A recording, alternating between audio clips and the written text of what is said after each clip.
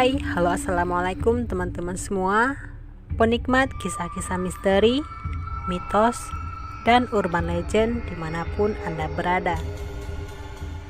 Di video hari ini, saya akan membawakan sebuah kisah mencoba menantang mitos dan kepercayaan dalam masyarakat. Ini adalah sebuah kisah seorang wanita yang di sini saya sebut saja namanya Rasti. Dia adalah salah seorang wartawan sebuah surat kabar ternama di Jakarta. Jadi, dia ini adalah gadis yang tomboy, berkepribadian simpel dan realistis. Dia selalu melogikakan semua peristiwa menurut apa yang dia lihat. Namun, dia lupa bahwa semua kehidupan ini selalu diciptakan berdampingan, termasuk kehidupan alam nyata dan alam gaib. Tapi, segala sesuatu yang berhubungan tentang alam gaib sangatlah bertentangan dengan prinsip hidup Rasti. Seperti biasa, sebagai seorang wartawan, dia selalu mencari berita-berita yang aktual dan terpercaya. Hari-harinya dia lalui dengan berbagai berita yang menurutnya itu-itu saja, yang menurutnya juga sangat membosankan dan monoton. Rasti ingin sekali meliput dan menyuguhkan sebuah berita yang lain dari biasanya. Lalu, dia pun mencoba menggali informasi dari berbagai perpustakaan, surat-surat kabar lama, dan dari media sosial. Hari ini awal bulan bagi pegawai seperti dia. Seperti biasa, Rasti pergi berbelanja berbagai kebutuhan pokok, sayur mayur, serta buah-buahan untuk kehidupannya sehari-hari. Seusai berbelanja, entah kenapa, matanya tertuju ke arah depan minimarket tempat dia belanja. Di sana ada sebuah perpustakaan yang belum lama ini telah berdiri. Dia pun merasa tertarik untuk mendatangi perpustakaan tersebut. Rasa penasaran akan suatu hal yang baru masih belum berhasil dia puaskan. Satu persatu mulai ditelusurinya lorong perpustakaan itu. Dan kemudian dicari-carinya buku yang sesuai dengan apa yang dia inginkan. Tak selang beberapa lama, tiba-tiba langkahnya terhenti. Pandangannya tertuju pada sebuah buku lama yang berjudul Mitos dan Kepercayaan. Kemudian, dia pun mengambil buku lama tersebut. Lalu, dibukanya satu persatu halaman buku itu.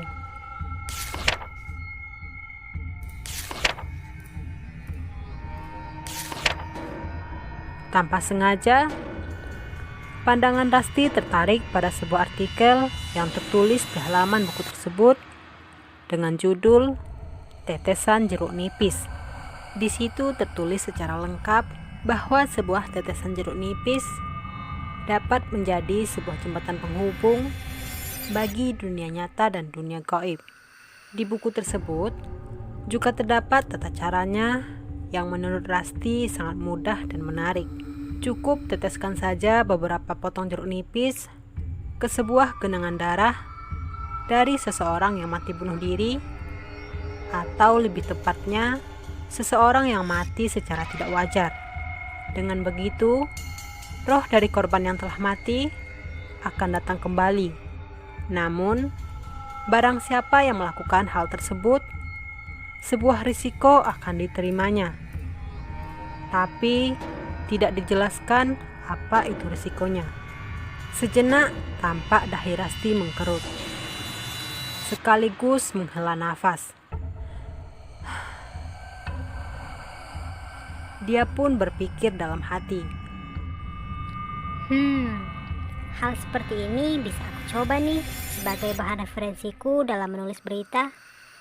Tapi di mana ya aku bisa mendapatkan darah korban yang mati secara tidak wajar itu? Gumamnya. Tak terasa sudah beberapa jam berlalu. Sewaktu dia di perpustakaan itu, hari pun sudah semakin larut. Dia kemudian memutuskan untuk pulang.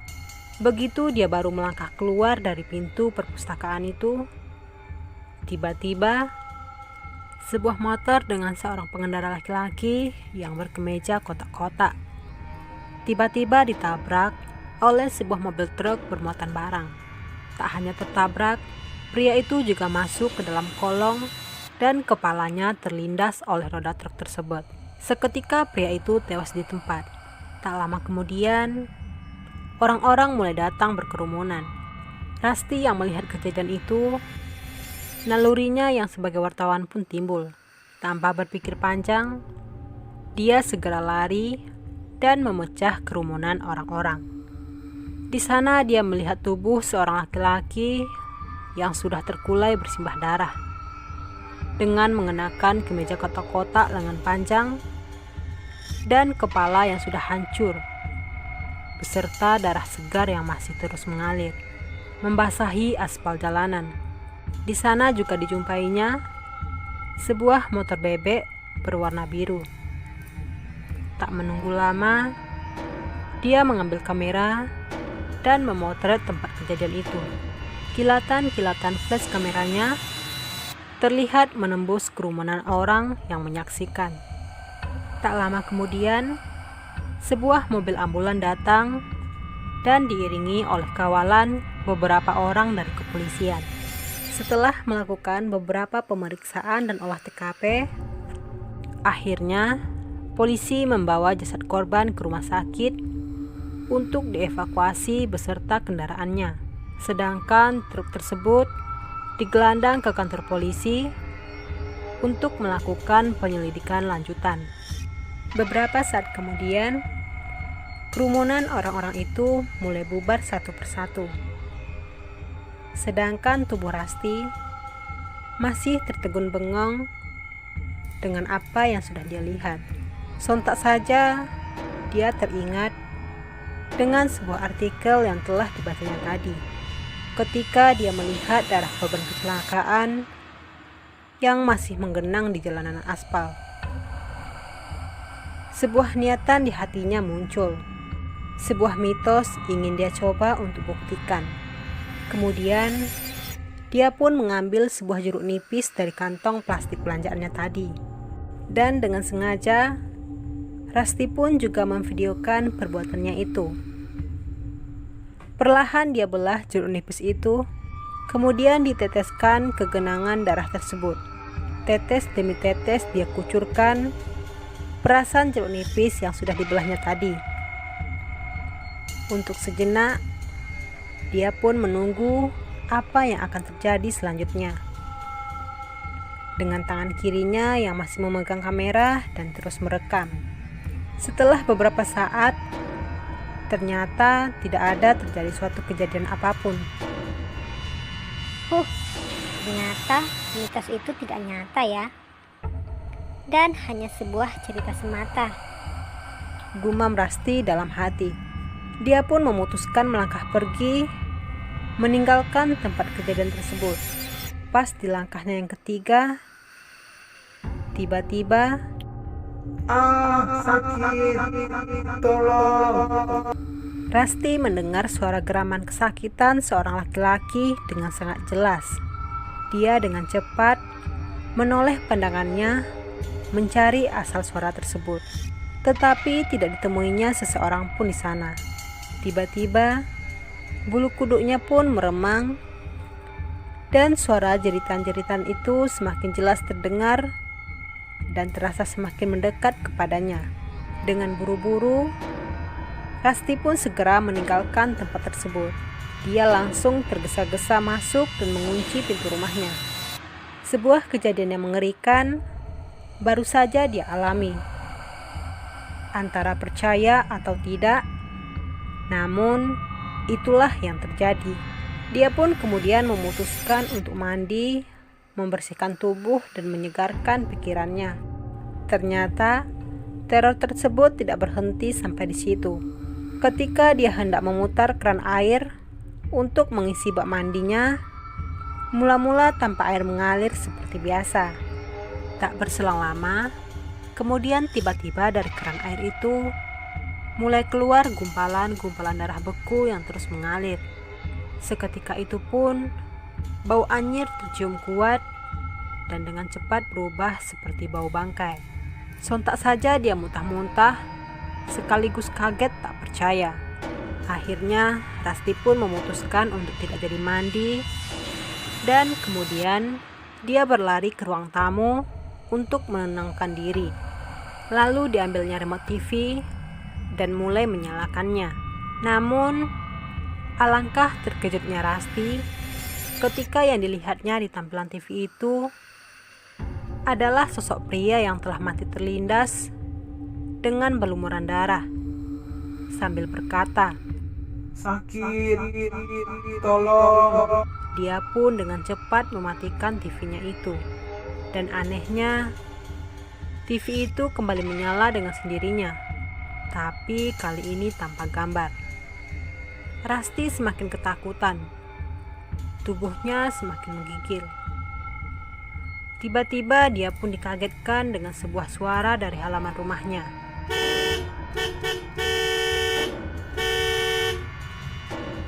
Tubuhnya semakin menggigil ketakutan. Dengan penasaran, dia pun melangkah menuju pintu rumahnya. Perlahan, dia mulai mengintip dari gorden jendela kaca rumahnya. Dan betapa sangat terkejutnya dia dikagetkan dengan sebuah pemandangan yang mengerikan. Sebuah sepeda motor bebek berwarna biru dengan kondisi yang sudah tidak utuh lagi telah terparkir di halaman rumahnya dalam keadaan menyala, dan klaksonnya yang berbunyi terus-terusan. Tapi tak seorang pun dijumpai di sana. Rasti pun segera berlari ke kamar dan menguncinya dari dalam. Tak berhenti sampai di situ. Suara ketukan pintu terdengar beberapa kali dari pintu depan.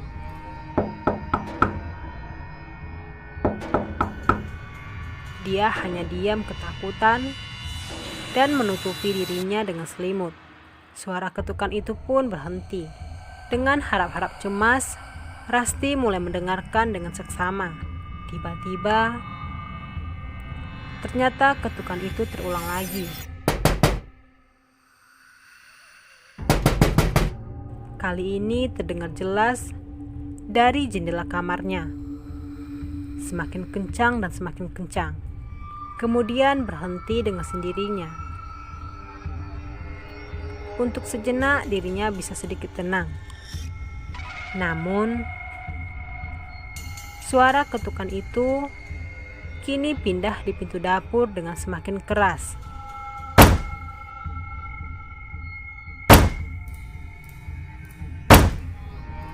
Terdengar keras, pintu itu seperti mau didobrak. Tapi pintu itu masih dalam keadaan baik-baik saja. Untuk sementara, keadaan kembali hening. Tapi itu tidak berlangsung lama. Kejadian misterius terjadi lagi. Suara tombol kamera yang berulang ditekan dengan sahutan cahaya flashnya yang berkilatan dari arah ruang tamu. Dengan perlahan, Rasti mencoba mengintip dari lubang kunci di kamarnya. Dan lagi-lagi, tidak ditemukan seseorang pun di sana. Sebuah geraman kesakitan kembali terdengar dari ranjang Rasti. Sontak saja dia pun menoleh. Selimutnya bergerak-gerak seperti ada seseorang yang sedang berada di dalamnya. Selimut itu pun tersingkap dengan sendirinya. Tapi tidak ada seorang pun yang berada di sana. Tiba-tiba, sebuah langkah kaki terdengar sedang turun dari ranjangnya. Rasti hanya terdiam melihat kejadian itu. Tidak ada satu orang pun dilihatnya. Akan tetapi, suatu hal yang sangat mengerikan ada di hadapannya, yaitu sebuah telapak kaki dari bercak darah perlahan tapi pasti terbentuk jelas, dan semakin lama semakin mendekati dirinya. Diiringi sebuah suara tanpa rupa. "Sakit, tolong aku belum mau mati." Rasa takut dan teror-teror mengerikan itu membuat pikiran Rasti semakin kalut. Dia pun berlari keluar rumah dengan sekencang-kencangnya. Tanpa dia sadari, dia menuju jalan besar dan tiba-tiba sebuah mobil truk tronton dengan kencang menyambar tubuhnya, masuk ke kolong dan kepalanya pun terlindas. Sebuah kematian yang sangat mengerikan yang dialaminya sama persis dengan kematian pengendara motor yang terjadi pada waktu itu. Ini adalah suatu kejadian berharga tentang pentingnya menghargai mitos dan kepercayaan masyarakat setempat. Karena bagaimanapun juga, sebuah mitos bisa jadi dibuat untuk tujuan baik. Atau mungkin mitos itu memang benar adanya. Semoga kita semua dapat memetik nilai positif dari kisah tersebut. Sekian dulu kisah misteri kali ini dari Fenomena Tanpa Jasad. Untuk kisah-kisah misteri lainnya, pantengin terus channel ini ya. Dan jangan lupa untuk tekan tombol subscribe, like, and komennya sebagai bentuk dukungan dari teman-teman semua. Dan jika menurut teman-teman video ini bermanfaat, tolong di-share ya. Terima kasih. Salam keramat. Satu nyali tanpa jasad. Wassalamualaikum warahmatullahi wabarakatuh.